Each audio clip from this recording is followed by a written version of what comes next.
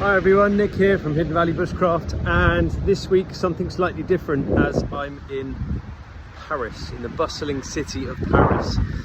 I set myself a challenge this morning to set off from my cousin's place and do a couple of kilometers across the city using Nat Nav, natural navigation.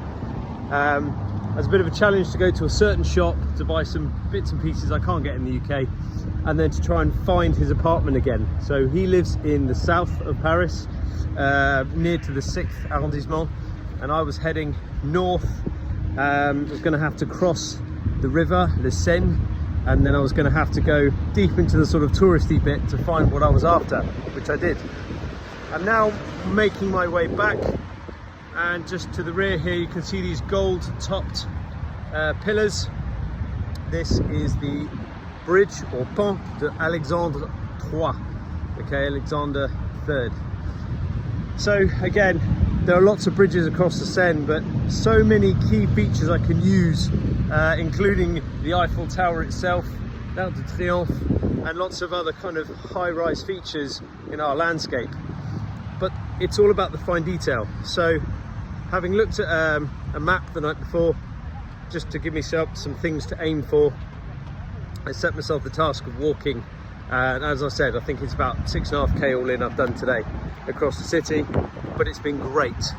So I wasn't quite sure when I was going to have to cross the river exactly. I knew that I was going to follow the gardens of Les Invalides up, and then at some point I'd need to cross the river. But the shops in the streets started to tell the story. I saw a fishing shop. I saw another shop that was offering navigational qualifications on water.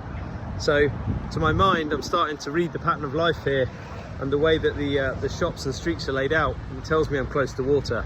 Across the bridge, I'm then looking for Le Place de Concours, which is an enormous sort of pen monument with a gold top to it and some sort of Egyptian hieroglyphic inscriptions. Again, stands out nicely, but I then just had to handrail the river to the right until I found that. I also found the new Rugby World Cup village, which is pretty cool, surrounded by military.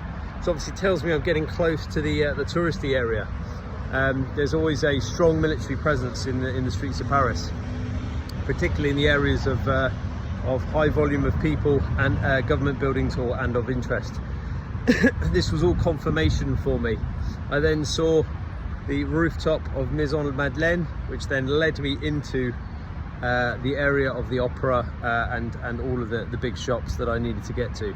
And so to do the journey in reverse, I'm looking for those key features again. Things like the leaves getting blown through the gardens, that southwesterly steady wind coming through, also confirmatory that I'm heading in a northerly direction, as that was coming across from behind me. So all these helpful little knickknacks.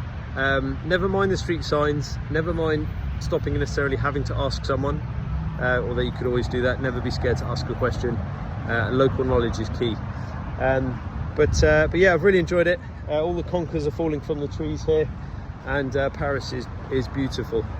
So it does help speaking the language, of course, but what I'm saying is I've managed to do all of this just through having such wonderful features to work from.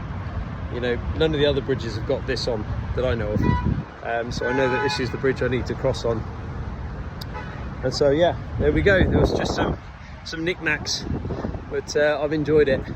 I'm heading back now, and then I'll be flying back to the UK later this afternoon. It's been great. I've seen lots of family, and yeah, it's been very important, you know, my being here. I won't go into it. Right, take care all.